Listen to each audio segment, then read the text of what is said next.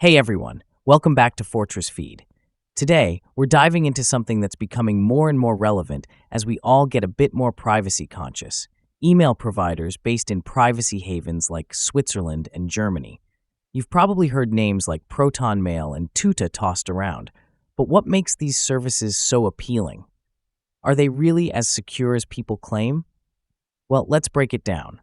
Spoiler alert, they're not bulletproof, but they're a hell of a lot better than most alternatives out there. So let's start with the basics. Why do people flock to email services based in Switzerland or Germany? What makes these places special? Well, it's all about privacy laws. Both countries have strong reputations for protecting individual data, and it's not just hype. Swiss and German laws are some of the strictest in the world when it comes to protecting your digital communications. Switzerland, for instance, doesn't allow the government to collect data without a solid legal basis. They're big on privacy. Proton Mail, which is probably the most well-known encrypted email service, is based there for exactly that reason.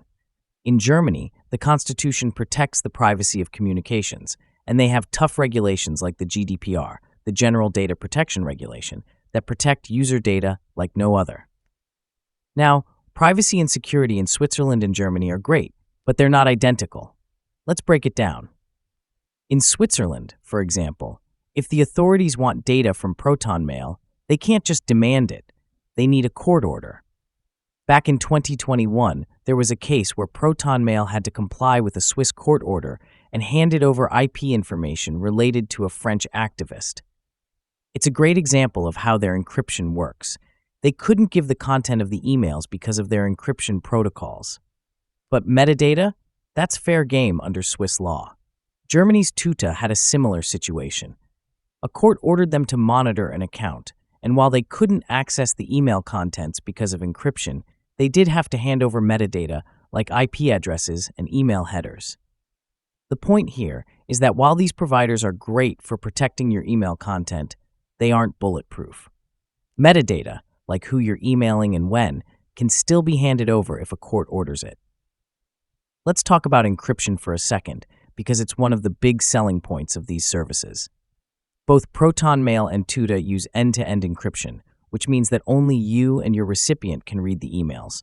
Even Proton Mail and Tuta can't access them. This is huge for privacy, especially if you're emailing other users on the same service. But there's a catch. This only applies if you're emailing someone else on Proton Mail or Tuta. The second you send an email to, say, a Gmail user, the encryption protection drops because the message has to travel outside the encrypted walls. You lose the privacy advantage once you leave the ecosystem. So, what happens when the law gets involved? If you're using a US-based email provider like Gmail, it's much easier for the government to get access to your data. They can subpoena Google, and since Google holds the encryption keys, they can provide everything: metadata, email content, the whole shebang.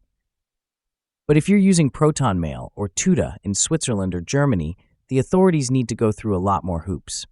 In the US, law enforcement can obtain data fairly easily under the Stored Communications Act with a subpoena, and if they need the content of your emails, they can get a court order. If it's a national security case, they could even issue a national security letter, which often comes with a gag order preventing the provider from telling you. But in Switzerland or Germany, it's a different story. For US authorities to get your data, they have to go through International Legal Assistance Treaties, MLATs. This isn't just a simple request. They have to convince the Swiss or German governments to comply. And here's where things get interesting. The crime being investigated has to be illegal in both countries. This is called dual criminality. If the behavior isn't a crime in Switzerland or Germany, well, the authorities there can just refuse to help. For example, a tax evasion case might fly in the US, but if the behavior isn't illegal under Swiss law, Swiss authorities might say, "Nope, we're not handing over that data." Now, let's talk civil suits for a second. Even in the US, if someone's suing you, they might try to subpoena your email content as part of the discovery process. In civil cases, the laws get a little murkier, but if you're using Gmail, for example, you could be compelled to hand over your emails if the court deems them relevant. Now, Companies like Google usually push back on overbroad requests, and they might notify you, but still, it's possible for them to give up your data. In Switzerland or Germany, this gets trickier. In civil cases, U.S. parties often have to go through the Hague Evidence Convention, which is a slower process that allows for international discovery. It takes more time, and foreign courts will only allow access if it aligns with their legal principles. You might be thinking, wait, this sounds a bit like those Swiss bank accounts everyone used to rave about for privacy. And you're right. There's a definite parallel here. Swiss bank accounts were notorious for protecting clients' identities and shielding their financial activities from foreign governments. Today's email services like ProtonMail and Tuda are tapping into that same ethos, offering a level of privacy that's attractive to people who want to keep their communications safe from prying eyes. But just like Swiss bank accounts aren't totally untouchable, these email services aren't invincible either. If the right legal framework is followed, and if the crime is serious enough, Swiss and German courts can still force these providers to hand over data. The barriers are higher than in the US, but they aren't impenetrable. Here's a reality check. Email was never really built for privacy or anonymity. It's an old system designed for easy communication, not for keeping your information secure from governments or hackers. Providers like ProtonMail and Tuda are adding encryption on top of this old system, which helps a lot, but it doesn't completely transform email into a fortress of privacy. If you want even stronger protection, you might want to consider something like Signal.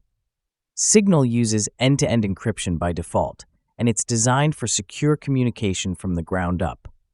Unlike email, which passes through multiple servers and often gets stored in the cloud, Signal's messages are encrypted from the moment you send them until they reach the recipient. Nobody in between can read them, not even the company. So where does this leave us? ProtonMail and Tuda are not bulletproof, but they're still a damn good option for privacy compared to traditional email providers. They offer encryption, they don't hold your decryption keys, and they operate in countries with stringent privacy laws. If you layer that with VPNs or Tor, you're adding even more protection. But remember, no provider can offer perfect security. Even with these services, metadata like email headers and IP addresses can be handed over. If true privacy is your goal, end-to-end encrypted messaging apps like Signal might be a better bet. That's all for today's episode. Thanks for tuning in to Fortress Feed. If you found this helpful, please subscribe, share, and leave a review. And as always, stay safe, stay secure, and keep your data protected.